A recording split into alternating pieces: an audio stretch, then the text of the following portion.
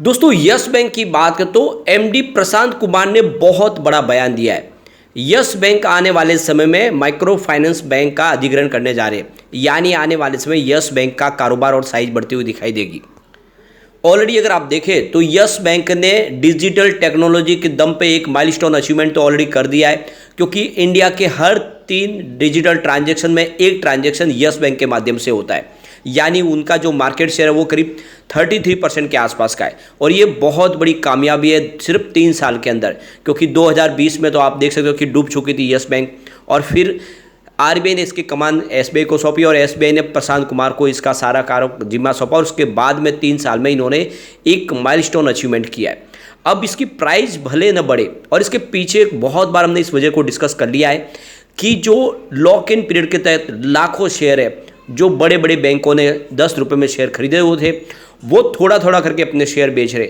इस वजह से स्टॉक इस समय आपको थोड़ा सा दबाव में दिखाई दे रहा है, लेकिन बहुत जल्दी आप एक ज़बरदस्त तेज़ी का दौर भी शुरू होगा जब वो अपने सारे शेयर बेच चुके होंगे। तो आने वाले समय एक तेज़ी के लिए आपको तैयार रहना है।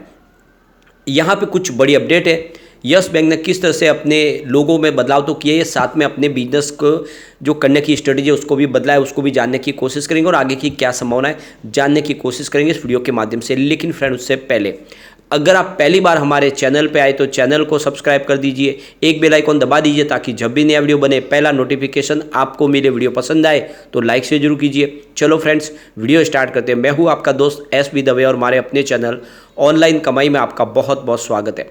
सबसे पहले अगर हम बाजार की बात करें तो आज निफ्टी 50 18,816 के स्तर पे क्लोजिंग दिया, जहाँ पे 0.33% की गिरावट थी। पिछले कुछ ट्रेडिंग सेशन से दबाव देखने को मिला था, लेकिन आज पॉजिटिव क्लोजिंग दी है बाजार ने। कुछ शुभ संकेत है बाजार के लिए। निफ्टी बैंक में भी तेजी थी, देख सकते हैं कि 43,766 के स्तर पे 0.30% की तेजी थी, यानी निफ्टी 50 और निफ्टी बैंक में एक जैसी ही तेजी थी। निफ्टी पीएसयू बैंक की बात करें तो 4,090 के स्तर पे 0.25% की तेजी थी, और निफ्टी प्राइवेट बैंक की बात करें तो 22,375 के स्तर पे 0.38% की तेजी थी, लगभग एक जैसी ही तेजी। लेकिन यस बैंक के स्टॉक में आज मामूली सी गिरावट देखने को मिली। अब यहाँ पे देख सकते हो कि स्टॉक की शुरुआत 16.30 पर हुई, यानी शुरुआत पॉजिटिव हुई, क्योंकि क्लोजिंग कल की 16.25 की थी। 16.40 का हाई भी देखा, यानी कुछ समय के लिए स्टॉक आपको ऊपर की तरफ जाता हुआ दिखाई देगा। कुछ बड़ी डील के माध्यम से यहाँ पे खरीदारी भी हुई, लेकिन दबाव देखने को मिला। जैसी कुछ बड़ी डील के माध्यम से प्रॉफिट बुकिंग शुरू हुई, 16.15 का लो बन गया। अंत में 16.20 पर क्लोजिंग थी, जहाँ पे 0.31% की गिरावट देखने को मिली। वॉल्यूम आज थोड़ा सा कम था। पिछले एक महीने पहले इसका 11 करोड़ का वॉल्यूम था, 4 करोड़ की डीले उठाई गई थी। 1 वीक पहले 10 करोड़ का वॉल्यूम था, 3 करोड़ की डीले उठाई गई थी, और कल 14 करोड़ का वॉल्यूम था, 3 करोड़ की डीले उठाई गई थी।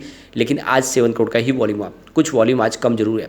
अब यहाँ पे यस बैंक की तरफ से जो बड़ा बयान दिया गया है प्रशांत कुमार की तरफ से, कि उनकी नज़र है माइक्रो फाइनेंस कंपनियों के ऊपर, और फाइनेंशियल 2024 में कुछ ऐसी ही माइक्रो फाइनेंस कंपनियों का वो अधिग्रहण करेंगे।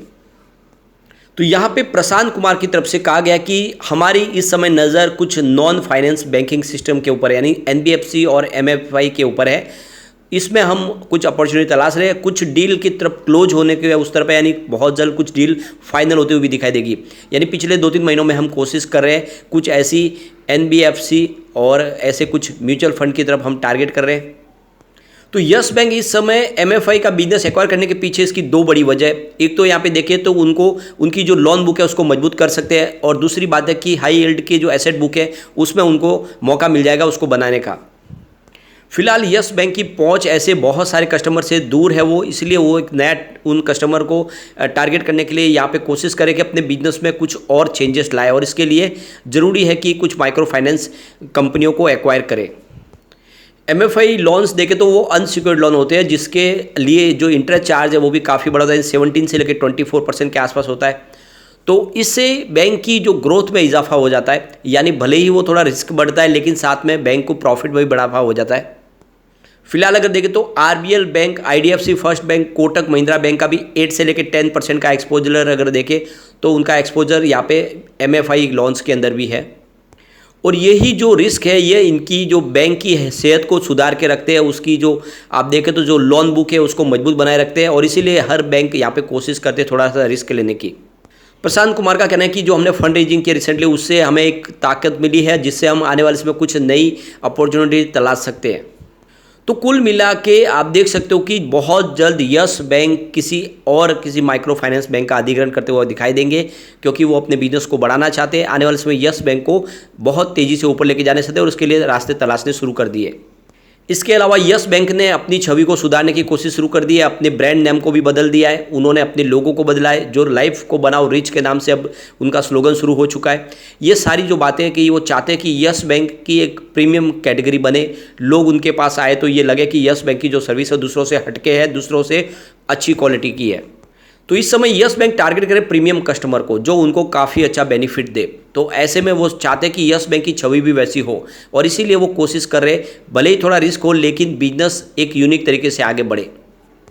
फिलहाल अगर देखें तो केयर एज की तरफ से एचडीएफसी बैंक इस समय देखें तो जो टोटल इनकम के मामले में सबसे ऊपर है 1.92 ट्रिलियन रुपीज़ के हिसाब से, और वो मार्केट लीडर है। इसके अलावा प्राइवेट सेक्टर की बैंक देखें तो आईसीआईसीआई बैंक उसके पीछे, बाद में एक्सिस बैंक, उसके बाद इंडसइंड बैंक और कोटक महिंद्रा बैंक का रैंक आता है। और उसके बाद अगर आप देखें तो यस बैंक जिसकी टोटल इनकम इस समय 26,624 करोड़ के आसपास है, तो देख सकते हो कि उनकी जो रैंक है इस समय 7 है। तो अब जल्द ही वो अपनी इस रैंक को सुधारना चाहते।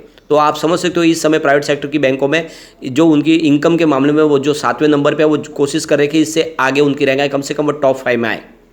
तो जल्द ही यहाँ पे आपको यस बैंक के मैनेजमेंट में देख सकते हैं किस तरह से कोशिश जो की जा रही है उसका असर देखने को मिलेगा और यस बैंक कुछ बड़ा करते हुए दिखाई देगी।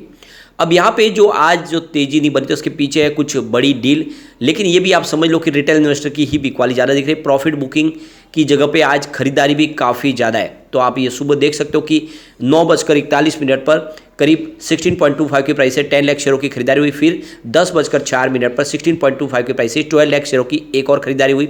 फिर 10:36 पर 16.15 की प्राइस से 13 लाख शेयरों की बिकवाली हुई। तो फिर आप देख लो 10:56 पर 16.20 की प्राइस से 17 लाख शेयरों की फिर से एक खरीदारी हुई। उसके बाद आप देख सकते हो कि 11:15 पर 16.25 की प्राइस से 23 लाख शेयरों की एक बड़ी खरीदारी हुई। फिर 11:16 पर 16.30 की प्राइस से 14 लाख शेयरों की एक बड़ी खरीदारी और हुई। उसके बाद 11:26 पर 16.25 की प्राइस से 13 लाख शेयरों की एक प्रॉफिट बुकिंग हुई। उसके बाद 3:08 पर 16.30 की प्राइस से 31 लाख शेयरों की एक बड़ी खरीदारी हुई। उसके बाद 3:12 पर 16.35 की प्राइस से 11 लाख शेयरों की एक बड़ी खरीदारी और हुई। उसके बाद 3:18 पर 16.30 की प्राइस से 12 लाख शेयरों की एक बड़ी खरीदारी और हुई। उसके बाद 3:28 पर 16.20 की प्राइस से 28 लाख शेयरों की एक बड़ी खरीदारी और हुई। फिर 3:28 उसी समय 16.25 की प्राइस से 10 लाख शेयरों की एक बड़ी खरीदारी और हुई। उसके बाद 3:28 उसी समय 16.20 की प्राइस से 10 लाख शेयरों की बिकवाली हुई। तो ये तो आप क्लियरली समझ सकते हो कि जो प्रॉफिट बुकिंग है, जो बिकवाली है, उससे ज़्यादा बड़ी डील हुई है खरीदारी की। उसके बावजूद भी अगर देख सकते हो कि अगर प्राइस कम हुई तो इसका मतलब है कि कुछ रिटेल इन्वेस्टर यहाँ पे बिकवाली की है। लेकिन जिस तरह से बड़े फंड हाउस की खरीदारी शुरू है इस लेवल पे, बहुत जल्द एक शानदार तेजी की शुरुआत होगी। और आप ये समझ सकते हो कि बहुत ज़्यादा यहाँ पे प्रदर्शन काफ़ी अच्छा होने लगा यस बैंक का। फंडामेंटल देख सकते हो कि काफ़ी ज़्यादा सुधर चुके। फिलहाल मार्केट कैप 46,786 करोड़ रुपीज़ का है। करंट प्राइस मात्र 16.20 है। लो इसका 12 रुपीज़ का और 24 रुपीज़ इसका हाई है। यानी अपने 52 वीक के लो से इसने लोगों की रकम को डबल जरूर किया है। 63.60 का इसका पी है और इसकी बुक वैल्यू 13.40 की है। और आप देख सकते हो इसका आरओसी अगर देखें तो 5.21% है, आरओई इसका 2.18% है। और अगर फेस वैल्यू देखें तो 2 रुपीज़ की है।